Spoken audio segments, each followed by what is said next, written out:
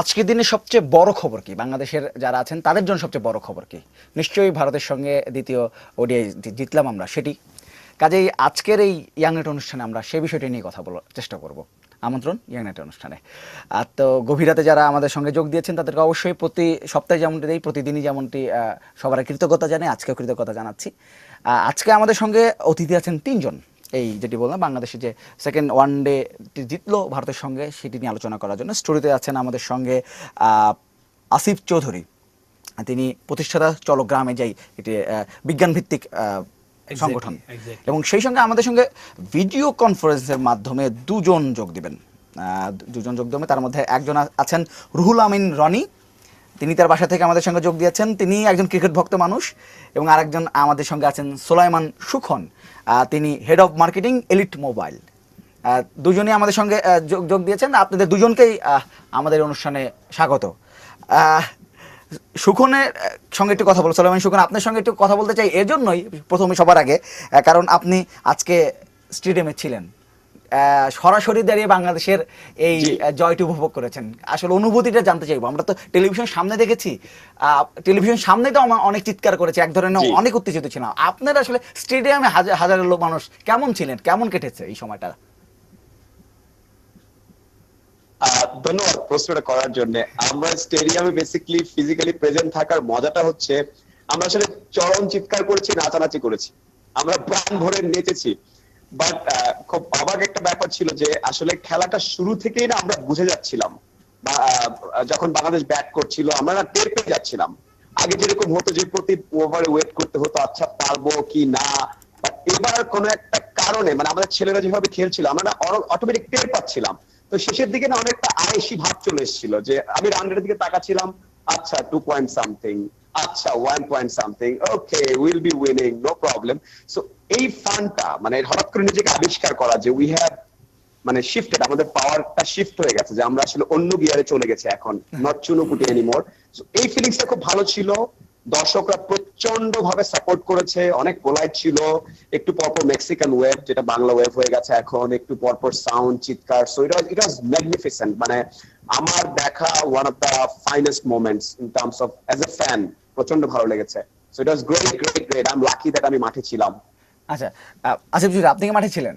আমি মাঠে ছিলাম না, বাট টিভির সামনে ছিলাম। আচ্ছা, টিভির সোলাইমান সুখন যেমনটি বললেন যে তার তো আসলে অনুভূতি অন্যরকম, নিজের চোখে সামনাসামনি দাঁড়িয়ে খেলা দেখা, প্লেয়ারদের যেরকম অনুভূতি সেগুলো ফিল করা। আপনার টেলিভিশনের সামনে অনেক সময় খেলা দেখে আউট হয়ে গেল, টেলিভিশন বন্ধ করে দিলাম যে দেখি, আমি না দেখলে হয়তো আবার বাংলাদেশ ভালো খেলবে, এরকম হয়। তা আপনার সাথে টেলিভিশনের সামনে কেমন কেটেছে এই সময়টা? আমি প্রথমেই ধন্যবাদ জানাই ইয়াং নাইটকে আমাকে এখানে আমন্ত্রণ জানানোর জন্য।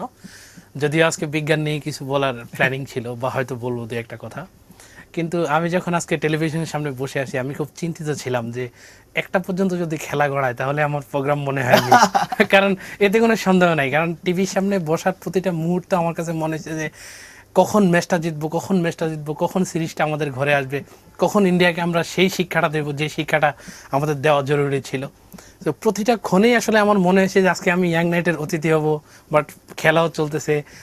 এবং সবচেয়ে খারাপ লাগছে বা চিন্তা লাগছে তখনই যখন বৃষ্টিটা শুরু হয়েছিল। আমি তখন খুবই চিন্তিত ছিলাম, যদি বৃষ্টি শুরু হয় এবং কন্টিনিউ হয় তাহলে ম্যাচ ড্রয়ের একটা সম্ভাবনা আছে। আমি এটা নিয়ে খুব চিন্তিত ছিলাম, কারণ আমরা অলরেডি দেখেছি যে ম্যাচটা আমাদের হাতে।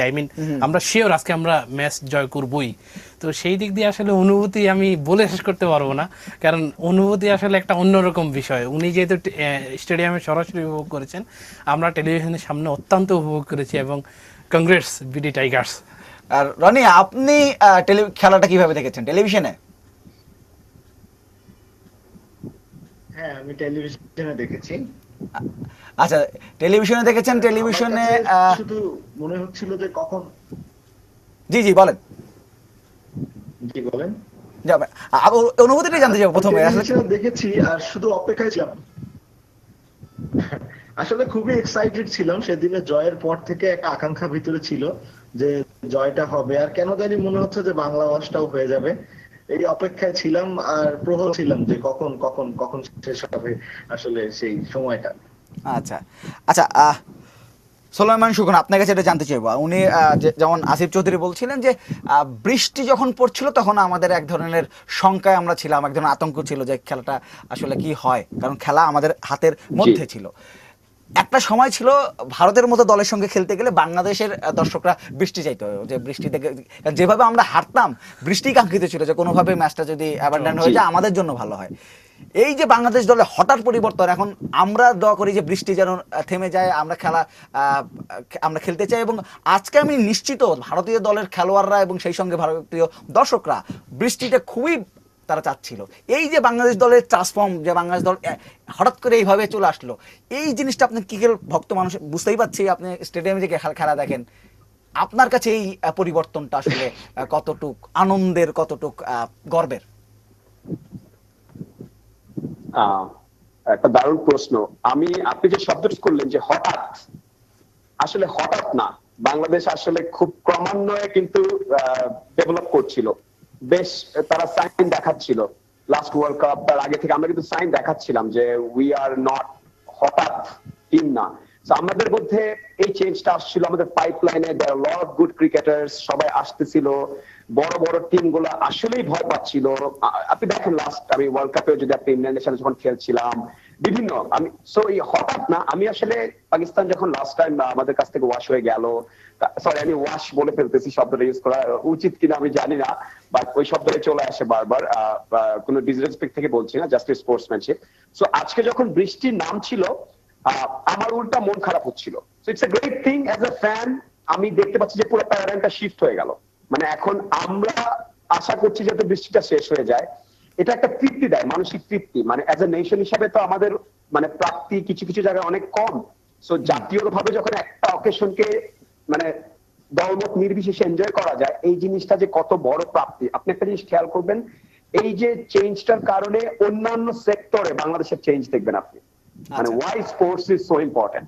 এখন আমি একদমই ভয় পাইনি যখন বৃষ্টি হচ্ছিল, আমি যে ডাকওয়ার্থ লুইস বা যত পদ্ধতি হোক না কেন, ইন্ডিয়া ইজ গন টুডে। আমি না জানতাম এটা, আমি বাড়াবাড়ি করে বলছি না, স্ট্যাটিস্টিক্যালি অ্যানালাইসিস করে আমি খুব ভালোভাবে টের পাচ্ছিলাম। সো এক মুহূর্তের জন্য আসলে টেনশনে পড়িনি, but I am sure the Indian counterpart ওরা আসলে চাচ্ছিল যে আসলে বৃষ্টি যাতে না থামে বা কিছু একটা, বাট আই হোপ আমরা ভালো খেলেছি। এখানে আমার একটা প্রশ্ন, আমার একটা একদম ব্যক্তিগত জানতে চাও আপনার কাছে, আপনি যদি স্টেডিয়ামে ছিলেন, যে আমার কাছে মনে হচ্ছে প্রথম ওয়ানডেতে যে ধরনের উত্তেজনা দর্শকদের মধ্যে ছিল, যে ধরনের তারা চিৎকার করেছেন, দলকে সাপোর্ট করেছেন, আজকে যেহেতু আমরা প্রায় যখন বাংলাদেশ ব্যাটিং এ নামলো প্রায় 10-15 ওভারের মধ্যে আমরা মোটামুটি শিওর হয়ে গেছি যে আজকে আমরা ম্যাচটি জিতছি, তখন কি উত্তেজনা একটু কমে গেছে? আমাদের কাছে মেরা ম্যাচটি মনে হচ্ছিল কি স্টেডিয়াম, আমি মানে আপনারা যারা ছিলেন তাদের আমার অ্যাটিটিউড তাই মনে হয়েছে যে একটু কি প্রথম ম্যাচ থেকে আজকের ম্যাচে উত্তেজনা একটু কম। হ্যাঁ, এটা মজা ছিল। আমরা বেসিক্যালি ছবি তুলছিলাম, সেলফি তুলছিলাম, খাওয়া দাওয়া করছিলাম, হাঁটাহাঁটি করছিলাম, একটু পরে দেখছিলাম কি উইকেট পড়েছে না পড়ে নাই, ছেলেগুলো পিটাচ্ছে আর পিটাচ্ছে, okay good. So it was a very festive mood. আমরা আগের সেই টেনশনটা কখন ছিল না, যার কারণে একটু চিৎকার কম করেছি, বিকজ জানি তো ওকে জিতবো। একটু একটু একটু কি বলে অহমিকা চলে এসেছিল, অহমিকা বলবো না, আমরা এনজয় করছিলাম, বিকজ এই সময়গুলো তো আমরা পাই না, আমরা তো এরকম পাইনি। সো আমরা এনজয় করে শিখেছি, ইট ওয়াজ গ্রেট। আচ্ছা রনি, আপনার কাছে জানতে চাইবো, আপনি জানতে চাইবো যে আপনি ব্যক্তিগতভাবে কি করেন? সবার পরিচয় দিয়েছি, ব্যক্তিগত আপনি কি করেন? আপনার পরিচয় দেওয়া হয়নি।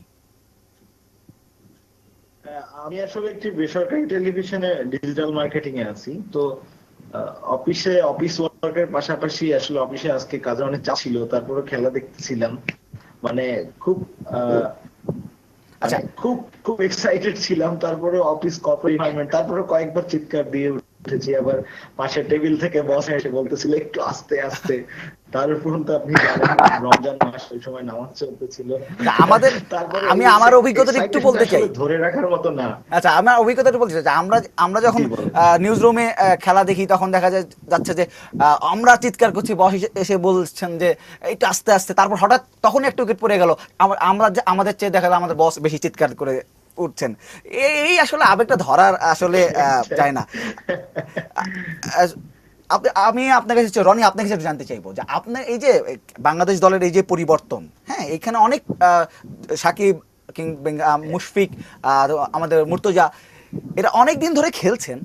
এরা যখন খেলছেন তখনও আমরা কিন্তু রেগুলার ভাবে অনেক ম্যাচ হেরেছি, কিন্তু এখন আমরা জিততে শুরু করেছি, টানা 10টি ম্যাচ আমরা জিতলাম, ওয়ানডে ম্যাচ। এই যে পরিবর্তনটা, আপনার কি মনে হয় একজন দর্শক হিসেবে, একজন বাংলাদেশের ক্রিকেট ভক্ত হিসেবে, এটা কি স্কিলের পরিবর্তন, হঠাৎ করে খুব ভালো প্লেয়ার হয়ে গেল বাংলাদেশের প্লেয়াররা, নাকি মানসিক পরিবর্তন, যে মানসিকভাবে আমরা আরো বেশি শক্তি সঞ্চয় করেছি এবং কোনো প্রতিপক্ষকে আমরা আসলে এখন আর সেই আগের মতো পাত্তা দেই না? পরিবর্তন কি মানসিক নাকি স্কিলে আমাদের পরিবর্তনটা এসেছে? আপনার কি মনে হয় রনি? আমার মনে হয় উভয় পক্ষেরই মানে দুটো জিনিস কম্বিনেশনই আছে এখানে। এখানে সবচেয়ে আমি বলবো যে আমরা কিছুদিন আগে পাকিস্তানের সাথে আমাদের যে সাফল্যটা, এটা আমাদের আসলে মোটিভেট করে এবং এখান থেকেই আসলে ইন্সপিরেশনটা আসে এবং কনফিডেন্স বেড়ে গেছে আমি যেটা মনে করি বাংলাদেশ ক্রিকেট টিমের। এবং ক্রিকেট টিমে এখন যারা আছে আমি মনে করি যারা ইয়াং, সবগুলো ইয়াং মুখ, একদম খুবই বয়স কম, তরুণ তাজা, সবার মধ্যে কোলাবোরেশনটা এখন খুব হাই।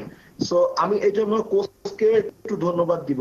তো সব মিলায় মানে আমার মনে হচ্ছে one of the best team মানে ইন দিস সিচুয়েশন। মানে আমার মনে হচ্ছে যে অস্ট্রেলিয়ান টিমের চেয়েও আমরা স্ট্রং। কেন জানি মনে হচ্ছে, কারণ আমাদের 4টা পেসার, তারপর হচ্ছে যখন যে দলে স্পিনার মানে স্পিন খেলতে যারা দুর্বল তখন স্পিন ইউজ করা যায়। তো হচ্ছে সব মিলাই আমার কাছে মনে হচ্ছে আজকে যেমন নাসিরকে প্রপারলি ইউটিলাইজ করা হয়েছে, ও যখন ছিল সবচেয়ে কম রান দিয়েছে। তো এখানে আমি কৃতিত্ব দিব একটু মাশরাফি বিন মুর্তজার, সে ক্যাপ্টেন হিসেবেও কিন্তু অনেক ভালো করতেছে। মানে চতুর্দিক থেকে মানে একটা টিম শুধু যে একজন ভালো ভালো খেলোয়াড় থাকলেই শুধু হয় না, ভালো ডিসিশন গুলো ঠিক ঠিক সময় নিতে হয়। সো এদিকে আমি স্যালুট বাংলাদেশ টিমকে যে তারা পারফেক্টলি ডিসিশন গুলো নিচ্ছে এবং সাকসেস হচ্ছে, এটা তাদের কাছে মোটিভেশন হিসেবে কাজ করতেছে এবং সেজন্য আমাদের ধারাবাহিক ভাবে জয়গুলো আসতেছে। আচ্ছা, আমার কাছে এটা মনে হয়। আবার আসছি আপনাদের কাছে। দর্শক আপনাদের একটু বলতে চাই, যারা এত রাতে খেলা আমাদের অনুষ্ঠান দেখছেন, নিশ্চয়ই খেলাও দেখেছেন আজকে, তো আপনার এই অনুভূতি যে দলকে আপনার যে কোনো দল, বাংলাদেশ দলকে নিয়ে কোনো মতামত, আমাদের অনুষ্ঠান নিয়ে কোনো মতামত যদি জানাতে চান, আমাদের 3জন অতিথি আছেন, তাদের কাছে কোনো প্রশ্ন যদি আপনার থাকে আমাদের সঙ্গে কিন্তু সরাসরি যোগ দিতে পারেন। টেলিফোন, স্কাইপ কিংবা আমাদের ফেসবুক পেজ, 3টি মাধ্যম আছে, 3টি মাধ্যমে আমাদের সঙ্গে আপনারা যোগ দিতে পারেন, আপনাদের মতামত জানাতে পারেন, প্রশ্ন করতে পারেন। স্ক্রিনে নিশ্চয়ই আমাদের সেই অ্যাড্রেসগুলো এবং টেলিফোন নাম্বারগুলো দেওয়া হয়েছে। নিশ্চয়ই আশা করছি অনুষ্ঠানে যে কোনো সময় আপনাদেরকে আমরা সঙ্গে পাবো। আমি আসবো আপনার কাছে, তবে একটু সোলামানের কাছে আমার একটা প্রশ্ন আছে, যে প্রশ্নটি আমি রনির কাছে করেছিলাম। শোভন, আপনার কাছে সেই প্রশ্নটি আবার করতে চাই। সেটা হচ্ছে যে আপনার কি মনে হয় বাংলাদেশ দলের পরিবর্তনটা আসলে কোথায় এসছে? মানসিকভাবে পরিবর্তনটা বেশি এসছে নাকি স্কিলে বাংলাদেশ দলের পরিবর্তনটা এসছে? আপনার কি মনে হয়? আচ্ছা, বেসিকলি খেলাটা যেহেতু মাঠে হয়, সো খেলাটা একটা physical thing. So physical thing এর ভালো করার জন্য definitely you need skill set. And বাংলাদেশের ছেলে পেলে, আমাদের ন্যাশনাল টিমের ছেলেদের স্কিল ডেফিনেটলি হ্যাজ ইমপ্রুভ। এটাতে কোনো সন্দেহ নেই, বিকজ আমরা খেলছিলাম রেগুলারলি, আমরা প্র্যাকটিস করছি, একটা লাইফস্টাইল, একটা স্পোর্টসম্যানশিপ আমরা মেনটেন করে যাচ্ছি। বাট আমাদের টিমে ঢোকার আগে, ন্যাশনাল টিমে ঢোকার আগে যেই আমাদের ন্যাশনাল লেভেলে বা গ্রাম গঞ্জে গলিতে অলিতে প্রত্যেকটা ছেলে মেয়ে ডিএনএ তে ঢুকে গেছে ক্রিকেট। ডিএনএ তে আমি যতবার ট্রাভেল করি বাংলাদেশের অনেক প্রান্তিক এলাকায়, সবখানে ডিএনএ তে ঢুকে গেছে। So people understand the science behind cricket. আমাদের দেশের একটা 12-13 বছরের ছেলেও এখন সায়েন্সটা জানে, ক্রিকেটের পেছনে সায়েন্স, একটা বল করার পেছনে সায়েন্স, একটা কিপিং এর পেছনে সায়েন্সটা কি, একটা বিভিন্ন ধরনের ব্যাটিং এর বিভিন্ন স্ট্রোকের পেছনে সায়েন্সটা কি, এই জিনিসটা নিয়ে ওরা কথা বলে, প্র্যাকটিস করে অবচেতনে। এই জিনিসটা করতে করতে এবং ওরা দেখেছে, ওখান থেকে রেডি হতে হতে শেষ পর্যন্ত cream of the cream goes to the national team. So overall skill set একটা বড় ইমপ্রুভমেন্ট এসছে। তারপর তারা দেখছে গত 5-7 বছর ধরে যে আমাদের তামিম, সাকিবরা ইন্টারন্যাশনাল এরিনাতে যাচ্ছে, লর্ডসে খেলছে, অমুক জায়গায় যাচ্ছে, ভালো করছে, বিভিন্ন দেশ থেকে তাদেরকে টুর্নামেন্ট খেলার জন্য ডাকছে। সেই যে ওভারঅল ব্যাপারটা ওরা বুঝতে পেরেছে যে আমরা ওয়ার্ল্ড ক্লাস। বাংলাদেশের প্লেয়াররা এবং বাংলাদেশের যারা প্লেয়ার হতে যাচ্ছে সামনে, এই দুটো পার্টি বিশ্বাস করছে যে আমরা ওয়ার্ল্ড ক্লাস। এই আন্ডারস্ট্যান্ডিংটা ফিজিক্যাল স্ট্রেংথ, ফিজিক্যাল স্কিল সেটকে অনেক বাড়িয়ে দেয় এবং সেই জিনিসটা আমাদের সাথে ঘটছে।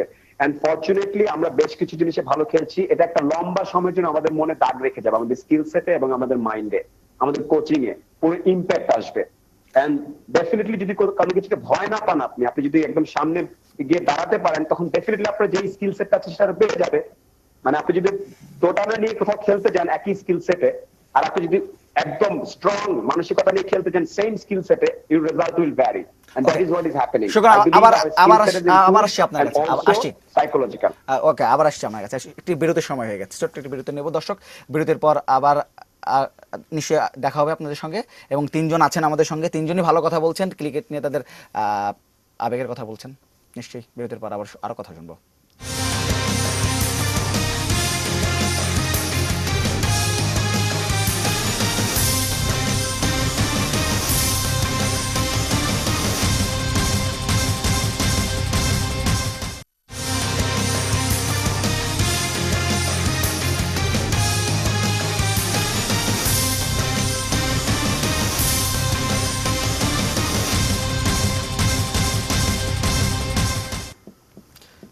বিরতির পর আবার আমন্ত্রণ ইউনাইট অনুষ্ঠানে। আমি এতক্ষণ এই বিরতির ফাঁকে অনেকগুলো অনলাইন পত্রিকা দেখছিলাম। আমার কাছে স্বাভাবিকভাবেই সবগুলো অনলাইন পত্রিকা আজকে বড় সংবাদ যেটি, সেটি ওই বাংলাদেশের এই জয়। সেখানে দুটি ব্যাপার আছে, বাংলাদেশ আজকে জিতেছে সেই ব্যাপারটি আছে, সেই সঙ্গে আছে ঐতিহাসিকভাবে সিরিজ জয়, আমরা সিরিজ জিতে গেছি। সেই সঙ্গে বাংলাদেশের 10-এ 10 পেয়েছে, অনেকে এই করেছে। আমরা চ্যাম্পিয়ন্স ট্রফির মুস্তাফিজের রেকর্ড, মুস্তাফিজ তো সেটা নিয়ে তো মানে আমাদের চেয়ে মানে যারা ইন্ডিয়ান দ্বিতীয় ব্যক্তি যিনি সেকেন্ড অভিষেকের সেকেন্ড ওয়ানডেতেই 5 উইকেট, দুটো পাস, এবং দ্বিতীয় ব্যক্তি ওয়ার্ল্ডে, আজকে 6টি। এটা একটা বড় একটি রেকর্ড। সেটি একটা হচ্ছে। আমি বাংলা বিডি নিউজ দেখছি, বিডি নিউজ বলছে ভারতকে গুড়িয়ে সিরিজ বাংলাদেশের। মানে যখন শুরু হয় সিরিজ, আপনার কি এরকম প্রত্যাশা ছিল যে বাংলাদেশ এরকম করবে? আমি অ্যাকচুয়ালি তরুণদের খুব করি, আই মিন সম্মান করি, এবং যারা খুব স্বপ্ন দেখে আমি তাদের খুব পছন্দ করি। তো আমি এটা বলবো, এটা আসলে একটা তারুণ্যের শক্তি। আমি যেটা চিন্তা করি, স্বপ্ন দেখাও সহজ, বাস্তবায়নটাও সহজ, যদি না আপনি কোনো অজুহাত না দিয়ে নিজে নেমে পড়েন। সেম জিনিসটা এখন বাংলাদেশ ক্রিকেট টিম এখন স্বপ্ন দেখে এবং সেটা বাস্তবায়ন করে, এবং নিজেরাই মাঠে নেমে পড়ে। আই মিন মাঠে কিভাবে কি করতে হবে এখন নিজেরাই সবাই সবার জায়গায় প্রস্তুত। এখন আর ওই স্বপ্নটা আমরা দেখি না, এখন আমরা প্র্যাকটিক্যালি করতে প্রস্তুত হয়ে গেছি। মানে আমরা এখন, একটা কথা আছে না, একটা প্রবাদ আছে যে you can if you believe you can, তুমি পারবে যদি তুমি বিশ্বাস করো তুমি পারবে। সেই জিনিসটা এখন আমাদের ক্রিকেটারদের, আমাদের সাকিব আল হাসান, মুস্তাফিজুর রহমান, আই মিন রুবেল বা তামিম ইকবাল, সবার মনে ওই জিনিসটা এখন গেঁথে গেছে। এখন এই জিনিসটা আমাদের কাছে অ্যাজ ইউজুয়াল। সামনে অন্য কোনো সিরিজ হবে, it's not a big deal, আমরা মনে করবো যে ওই সিরিজ আমরা নিব। সেইটা আমাদের কাছে খুব অ্যাজ ইউজুয়াল হয়ে গেছে। আমরা এখন পারি, আমরা এখন শুধু স্বপ্ন দেখি না, সেটাকে বাস্তবে রূপায়ণ করতে পারি আর কি। আপনাদের চলো গ্রামে যাই, বিজ্ঞান ভিত্তিক সংগঠন আমাদের একটা স্লোগান আছে, চলো চলো গ্রামে চলো, সবার আগে গ্রাম গড়ো। আচ্ছা, আপনি যেভাবে কথাগুলো বললেন যে বিশ্বাস করতে শুরু করেছে তরুণরা, নিশ্চয় আপনি তরুণদের নিয়ে কাজ করেন। এক্স্যাক্টলি, তরুণদের নিয়ে, এবং তাদের যখন বুঝান বাংলাদেশে, তারা আসলে এই তরুণরাই বাংলাদেশ ক্রিকেটকে বদলে দিয়েছে। এই তরুণদের মধ্যে কতটা সম্ভাবনা আপনি দেখেন? তরুণদের মধ্যে সম্ভাবনা যদি আমি বলি, তাহলে প্রথমেই বলবো আমাদের মুস্তাফিজুরকে। আপনি যদি দেখেন, তার বয়স খুবই কম এখনকার ক্রিকেট টিমের, মানে আই মিন ক্রিকেট টিমের তুলনায়। আপনি জানেন হয়তো, আপনি তাকে দেখেন, সে অভিষেক 2টা ম্যাচেই 5-6, আই মিন প্রথম 5 উইকেট, দ্বিতীয় ম্যাচে 6 উইকেট, যেটা সে এই বয়সে, তরুণ বয়সে সে ওয়ার্ল্ডে দ্বিতীয় পার্সন যিনি এই রেকর্ড করে ফেলছেন। সো এটা তরুণদের দ্বারা এটা না করা ইম্পসিবল বিষয় না, এটা খুবই ইজি হয়ে গেছে এখন। এবং আমি যে বিজ্ঞান নিয়ে কাজ করতেছি, যে চলো চলো গ্রামে চলো, সবার আগে গ্রাম গড়ো, এবং জাপানের একটা প্রকল্প নিয়ে কাজ করতেছি, সায়েন্স ফোরাম 21 নামে, ওইটার প্রকল্প সমন্বয়ক আমি। আমার সাথে 32 জন ছেলে অ্যাক্টিভ সারা বাংলাদেশের, এবং সবাই তরুণ, সবাই ইয়াং, এবং সবাই ইউনিভার্সিটির স্টুডেন্ট। তারা কি করে? তারা নিজের খেয়ে বনের মোষ তাড়ায়, আই মিন নিজের পকেটে টাকা খরচ করে তারা বিভিন্ন স্কুলে, বিভিন্ন প্রতিষ্ঠানে গিয়ে শিক্ষকদেরকে হাতে কলমে বিজ্ঞান শিক্ষা দেয়, বাচ্চাদেরকে হাতে কলমে বিজ্ঞান শিক্ষা দেয়।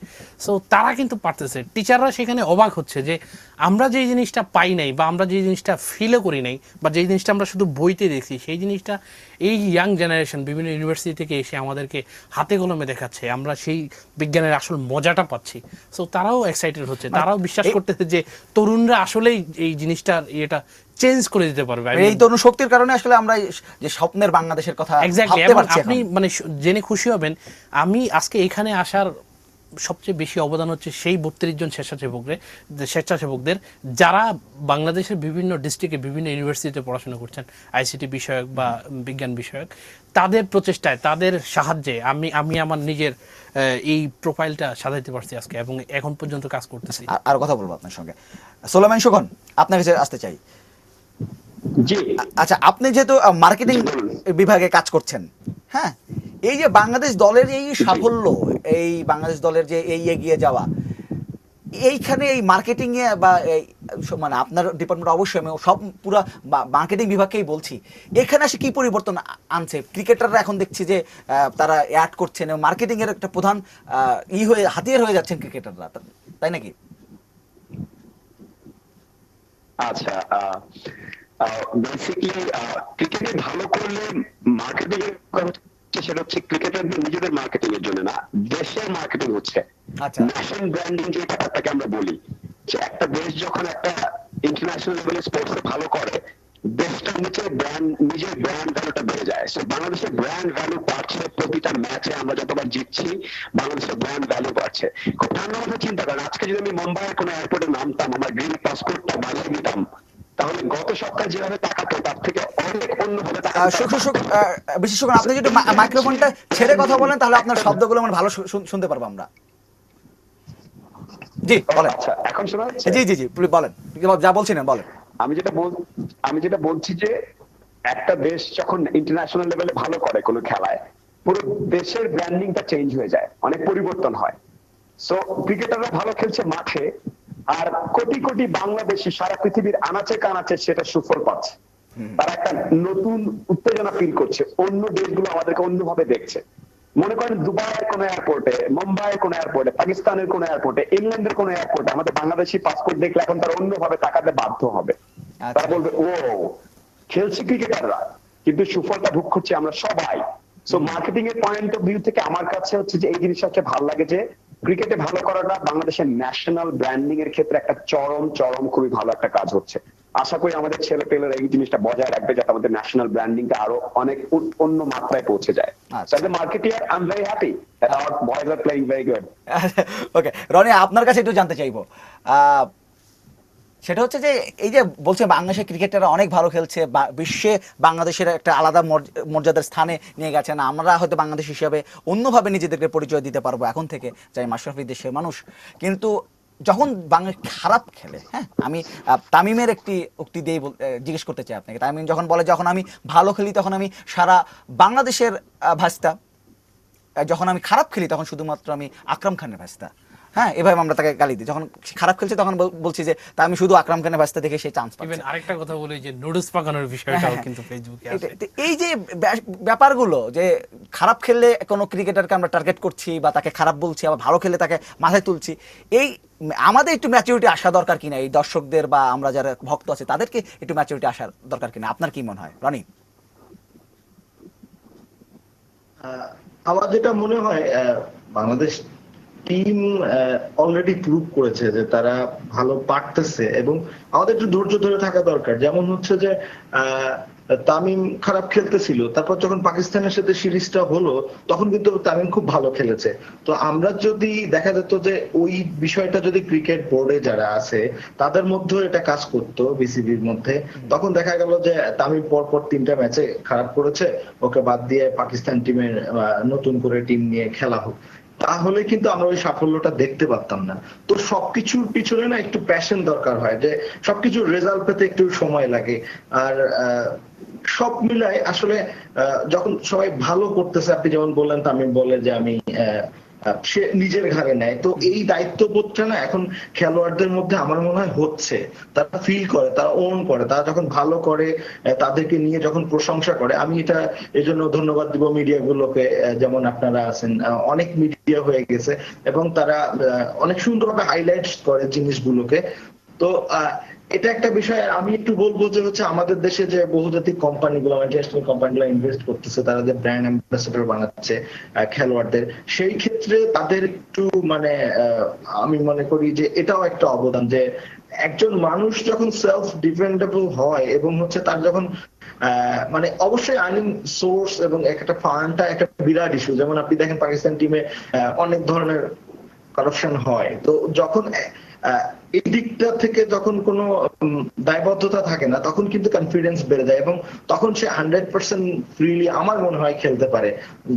এটা আমার কাছে খুব ইম্পর্টেন্ট মনে হয়। সো আমাদের দেশে যারা ভালো ক্রিকেট খেলছে তাদেরকে নিয়ে আমাদের প্রশংসা করা এবং তাদেরকে মূল্যায়ন করা যথাযথ সময়, এটা আমার মনে হয় এই প্র্যাকটিসটা ইদানিং খুব ভালো হচ্ছে। যেমন আজকে আমি দেখছি যে রনি আসছি রনি আপনার কাছে আসছি, আমি এটা আসিফের কাছে একটি প্রশ্ন আছে। রনি যেমনটি বলছিলেন যে সবকিছু একটি রেজাল্ট পেতে সময় লাগে, আপনি তো অনেকদিন ধরে এই কাজের সঙ্গে আছেন, এই চলো গ্রামে যাই একটি বিজ্ঞান ভিত্তিক সংগঠন চালাচ্ছেন, আপনি আসলে কতটা এই ব্যাপারটা আপনি কতটা ফিল করেছেন? এই ব্যাপারটার জন্য আমি রনি ভাইকে ধন্যবাদ জানাই। রনি ভাইয়ের কথাটা বলার সাথে সাথে আমার ওই ধৈর্য নিয়ে একটা ব্যাপার চলে আসছে। ধৈর্য জিনিসটা আমি এইভাবে বলতে চাই, আমি আমার বড় ভাই নুরনবী চৌধুরী হাসিব, সে অনেক দিন যাবৎ এই ধরনের স্বেচ্ছাসেবী কাজে জড়িত, নিজেকে দেশের কাজে লাগানোর জন্য। সে একটা সময় গিয়ে সে বাংলা উইকিপিডিয়ার 13তম অ্যাডমিন হয়েছেন। সে প্রথমত আইসিটি বিভাগে আছেন এবং সে একটা ইন্টারন্যাশনাল অর্গানাইজেশন ওপেন নলেজ ফাউন্ডেশনের বাংলাদেশের অ্যাম্বাসিডর। সেটা কিন্তু তার লেগে থাকা, দীর্ঘ সময় পর, ইভেন তার ক্যারিয়ারের শুরুটা যদি আপনি জানেন তো খুবই অবাক হবেন যে সে ছোটবেলায় এইরকম বস্তায় বস্তায় কিন্তু রেডিওতে একটা কুইজের উত্তর পাঠাইলে সেটার নাম বলবে, সেটার নাম শোনানোর জন্য আম্মাকে রেডিওর সামনে এনে বসাইতো যে নামটা শোনাবে। এই জন্য সেখান থেকে তার হাতে খড়ি এবং সেখান থেকে সেই রুট লেভেল থেকে সে আজকে প্রথম আলোতে একটা জনপ্রিয় পত্রিকায় আইসিটি বিভাগে আছেন। তো আমি যদি ধৈর্যের ব্যাপারটা আরেকটু আমার দিক থেকে বলি, আমি নিজে এখন অবাক হই যে আমি গত 3 বছরে 1000+ সায়েন্স টিচারের সাথে আমার মিট আপ হয়ে গেছে এবং 300+ মাধ্যমিক স্কুলে, সবগুলো কিন্তু প্রত্যন্ত গ্রাম অঞ্চলে আমার যাওয়া আসা হয়ে গেছে। ইভেন আমি এটা স্টুডেন্ট ফোরামের বেসিসে, আপনার বিআইসিসিতে স্টুডেন্ট ফোরামের আয়োজনে 2000 স্টুডেন্টের সামনে এবং আমাদের শ্রদ্ধেয় আইসিটি প্রতিমন্ত্রী এবং শ্রদ্ধেয় মুন্নিশা আপা এবং বেসিসের প্রেসিডেন্ট শামীম হাসান ভাই সহ আবির ভাই সহ সবার সামনে আমি এটা শেয়ার করেছিলাম, শ্রদ্ধেয় সবুর খান স্যারের সামনেও শেয়ার করেছিলাম।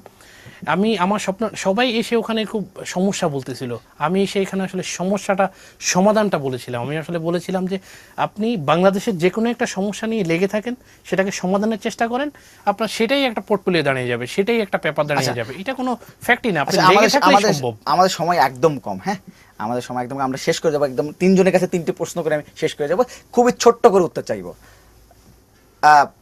আমি প্রথমে সুখনের কাছে আপনাকে জানতে চাই ছোট্ট করে, এই বাংলাদেশ ভারত সিরিজের আপনার বাংলাদেশ দলের কাছে আসলে নেক্সট প্রত্যাশাটা কি? সিরিজ জয় নাকি আসলে 2-0 বা 2-1 খুশি? ছোট্ট করে এক লাইনে।